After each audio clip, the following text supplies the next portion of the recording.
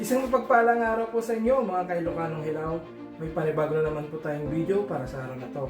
So bali po ang lulutuin ko po ngayon ay pork ribs. So hindi ko man nasasabihin kung ano yung ingredients nito. So bali po, sundan nyo na naman po ang aking video. Sige po, tara na! Luto na po tayo ng pork ribs. Secret! Yan pa natin ng tubig para lumambot po siya.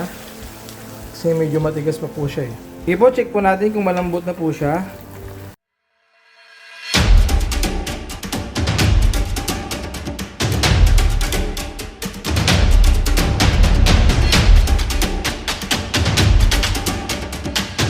Bali po, ang una po natin gagawin ay hugasan po natin yung pork ribs. So, tingnan nyo po ito yung nabili ko po. So, ang gagawin po natin, after po mahugasan ng 3 beses, bali, ibuboil natin muna siya ng mga 30 minutes na hati-hati. So, hatiin po natin mamaya pag nahugasan na po natin. Hatiin po natin yung ribs po natin na nabili. Ganyan lamang po. Yan. Okay na po ito. Kunti lang po yung nabili kong ribs. So, madali lang po itong lutuin. So, kumusta po kayo dyan? Sana'y magugustuhan niyo po yung ating video na pinupost sa ating page. So maraming salamat po sa mga followers na sumusubaybay sa aking mga video. So, salamat po sa inyo dahil kahit pa paano ay nakakatulong po kayo sa aking pagbablog. I mean, nagiging inspiration po kayo dahil sa inyo po, dahil nga napanood niyo po ang aking video. So, sa mga magpa-follow pa sa aking page, ang masasabi ko lamang po sa inyo, naway, i-bless po kayo ng Panginoon ng siksik public ng mga pangyayari. So, ito po, i-boil na po natin yung pork ribs na ating ginayat kanina.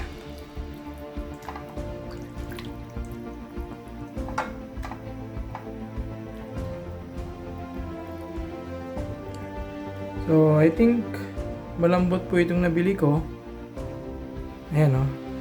Kaya madali lang po siya maluto. Sige po. Lagyan po natin ng tubig.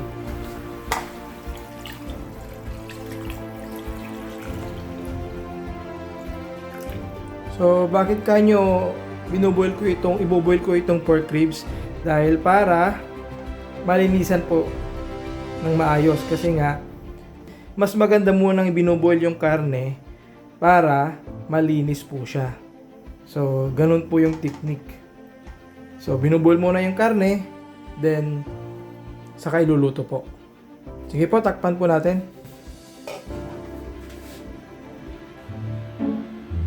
Saka po hindi po mawawala yung ating panggagarnish. Parsley. So, hindi niyo po ba napapansin sa mga video na laging may garnish na parsley, coriander, or yung spring onion? Kasi nga po, bukod na masarap na, healthy pa po.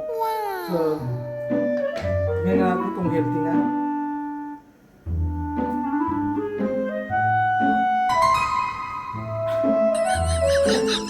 Ito naman ang lasa. Good job! Actually, masarap po siya. Masarap talaga po siya. Kasi, medyo may kunting anghang. Kaya, pampasarap talaga siya sa ulam. At tinanggayatin ang ating parsley para sa ating panggagarnish mamaya po sa ating pork ribs. Ito po talaga pag lagi kang nagluluto po. Parang napapansin ko po sa aking mga luto. I mean, lalo siyang sumasarap po. Kasi siguro po dahil nga lagi po akong nagluluto, kaya alam ko na po yung lasa niya. I mean, yung panglasa ko po. Kaya hindi ko lang rin po alam kung matikman niyo po itong luto ko Or kung gusto niyo pong matikman, pwede naman po kayong mag-order sa akin. So yung mga nandito po sa Bahrain. Wow! I'm open for order. So marami pa pong video na nagawa. So ang hirap po kasi mag-edit kasi nga mag-isa lang po ako kaya hindi po siya yung gusto ko sana 3 video sa araw, sa isang araw or 2 video sa isang araw. Kaya hindi ko siya maharap. Kasi nga po, syempre may pamilya. Kasi iba naman kasi may mga single po siya. May mga single po na nagluluto o nagba-vlog kaya yun lang po yung ginagawa nila. Kaya parang madali lang po sa kanila. So tapos na po yung ating parsley, yung panggagarnish mo natin mamaya. So atin nang tignan yung ating pork ribs na binoboil. Check po natin kung okay na yung ating pork ribs na boil. Yan. Pwede na po natin hanguin sa kahugasan po natin. Hugasan po natin ang ating pork ribs para matanggal din po yung mga debris na nakadikit po sa ating pork ribs. Ayan. Para maging sigurado lang po tayo na yung mga kinakain natin ay malinis. Kasi yung iba po na sa video, yung ibang nagbibideo po, hindi na po nila binoboil yung mga meat po nila. So, diretso po na marinate yung ginagawa nila. So, ako po ay inuhugasan muna po bago iluto. Wala, depende po sa kanila kung ano yung gusto nila lang gawin kasi nga sila naman po yun. So, bali, ako po ay talagang inuhugasan ko muna siya. Kasi sabi po nila matatanggal daw yung juiciness ng meat. Para sa akin po, hindi po eh. Kasi hindi naman po siya nandito pa rin naman po siya Hindi naman po siya yung boil na boil kasi mamaya po naman po natin iluluto ito. Kaya tanggalin muna natin yung dumi po ng pork ribs na ito.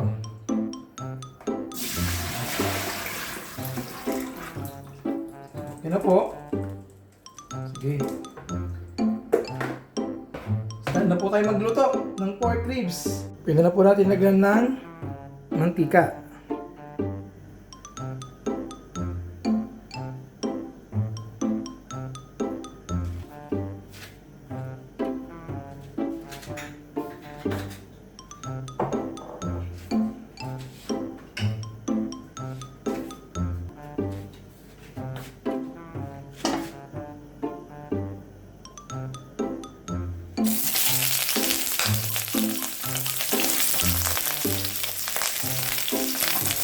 Lagyan po natin yung pork ribs natin na kumukulong ng tika. Haluin po natin.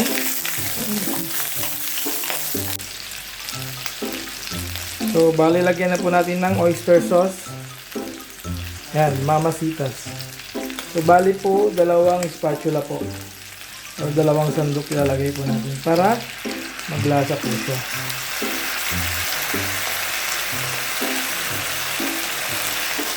So, bali pong nabili ko po ay less sodium. So, hindi po siya maalat. Haluin po natin. Dapat maging even yung kanyang kulay. Ako, happy tummy na naman yung mga kiddos nito sa ating lulutuin. Kasi hindi ko pa sinasabi sa kanila kung ano yung lulutuin ko ngayon. It's a surprise kung ano yung magiging pangalan nito o magiging itong niluluto ko po ngayon. Yan. So, ayan muna natin siya. So, lagyan po natin ng paminta. Mga 1 or 2 teaspoon po ng paminta or black pepper. Yan po. Haluin po natin para ang paminta ay may ahalo lahat sa ating pork ribs. Try nyo po ito sa inyong mga bahay. Ay saan man kayo sa mundo, ay try nyo po itong menu na ito. So, i-reveal ko po sa inyo mamaya pag natapos na maluto. So, lagyan na po natin ng soy sauce. So, mga 2 spatula din. Yan, oo. Dato puti.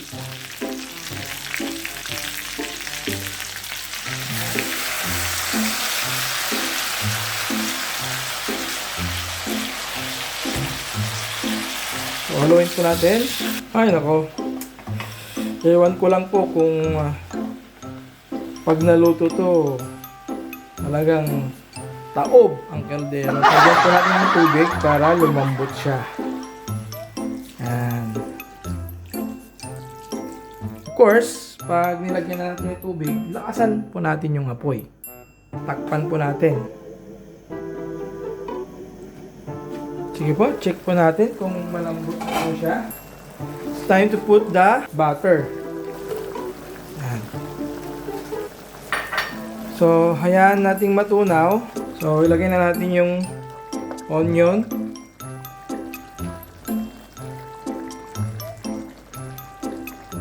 Saka garlic.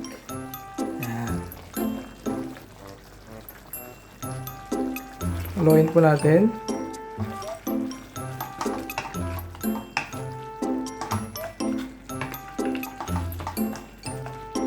Hindi po mawawala dyan yung Himalayan salt.